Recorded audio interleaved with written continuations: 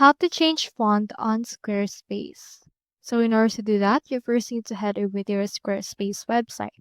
I have in here my website. You can see right here that I have this image and I have in here this text. If you want to change the font, you can just click onto this text and click onto this pencil icon. You can see that we only can change the headings as well as the format and not the text. So how can we go around this? As you can see, this one is heading 1. So let's click onto this paintbrush icon. And then you can see right here your site styles. On your site styles, we have here the fonts. Head over and click on it. You can see right here this. Go over to your font packs and choose right here the pack that you want. You have in here Poppins, Oswald, and the likes.